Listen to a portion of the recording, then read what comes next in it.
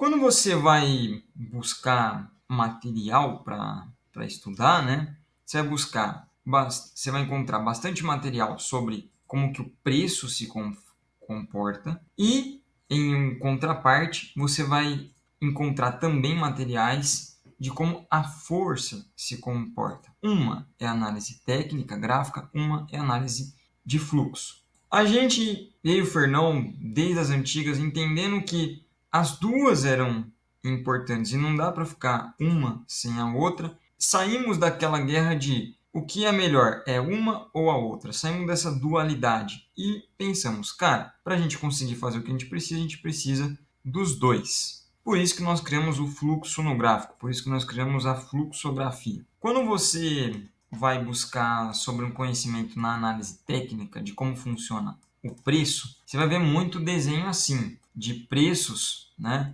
trabalhando ou em tendência de alta, ou sem definição clara de lado, que é uma lateralização, de modo que para ser uma tendência de alta tem que ter fundos acima de fundos e topos acima de topos. Quando você não tem essa característica, logo não é uma tendência. Ou você vai encontrar movimentos de tendência de baixa.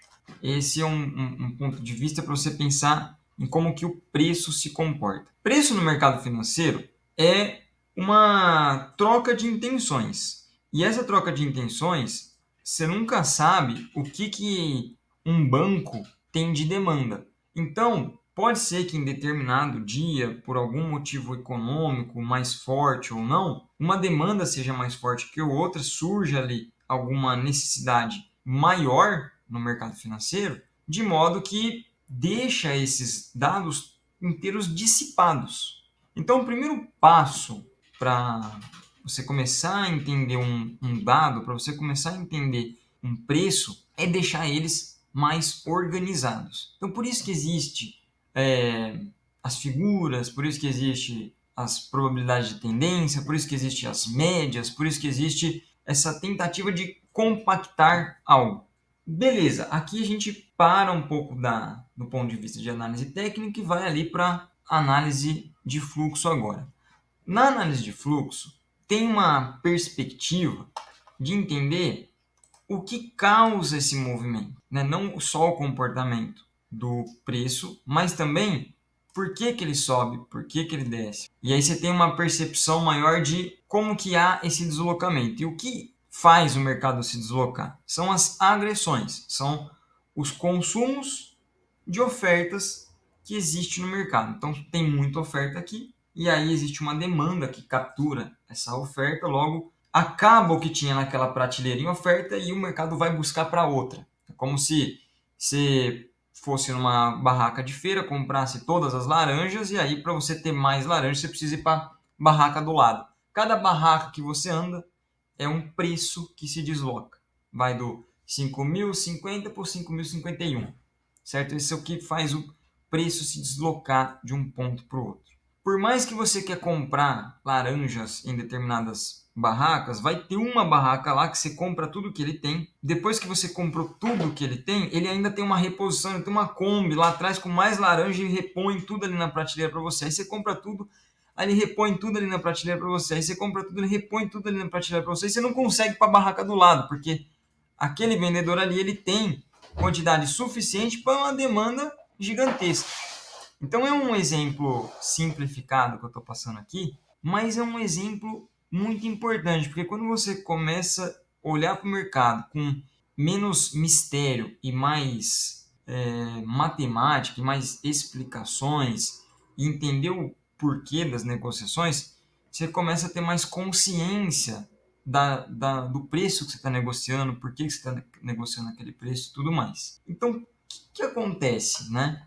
Acontece o seguinte, o preço ele acaba andando por um excesso de agressão e quando você tem muita reposição aqui, você tem oferta em excesso e não consegue ir para o próximo nível, ele volta a cair, porque a oferta nesse momento fica muito maior que a demanda, logo o excesso da oferta acaba mandando no mercado. E aí quando a gente tem um movimento de volta aqui. Dentro do fluxo, esse pequeno movimento aqui, ó, o preço está subindo e começa a voltar, é chamado de absorção. O que é a absorção? É assim, o preço está subindo naturalmente aqui com uma demanda nessa intensidade. Começa a ter muita venda contra esse ponto.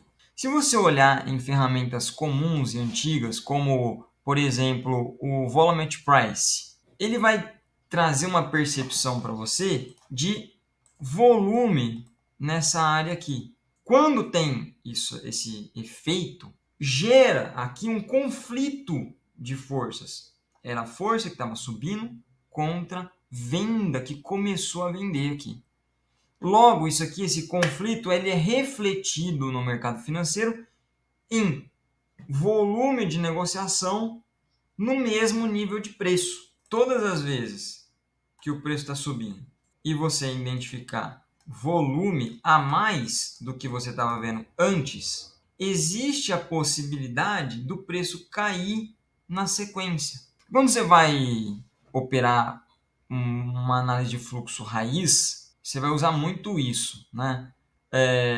A absorção em áreas de volume. Por quê? Porque quando tem volume, existe chance de inversão. E como que a gente consegue refletir isso nas ferramentas? Aqui na ferramenta FPLM, a gente tem a linha dele aqui, ó, verde, que junto com essa linha verde acompanha essa linha azul em círculo aqui, ó, que é a linha do Shark, que é essa linha aqui, ó, mais curvadinha, tá vendo? O que ela representa pra gente? Ela representa assim, ó, tem força de compra, força de compra, força de compra, força de compra. Quando faz esse amarelinho aqui, está mostrando para a gente que essa força de compra ela está ficando fraca e a gente chama esse amarelinho aqui de post-it, né? Essa marcaçãozinha aqui.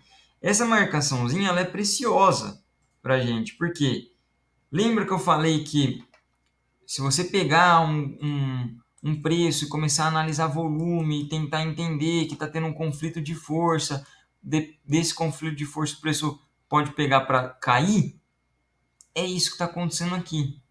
Esse amarelinho aqui, ó, tá marcando onde que foi esse conflito, é como se ele tivesse aqui, ó. E a partir daqui pode existir uma troca de bastão aqui. Você tem a compra ganhando, depois a venda ganhando. Por que a gente gosta de visualizar assim? Porque se você olhar só o preço puro, fica difícil de você identificar isso. Porque como que você vai identificar uma quantidade no olho ali de que é muito ou que é pouco? Então a própria ferramenta ela já faz essa comparação para a gente perante o que está acontecendo no mercado e deixa esse equilíbrio aqui.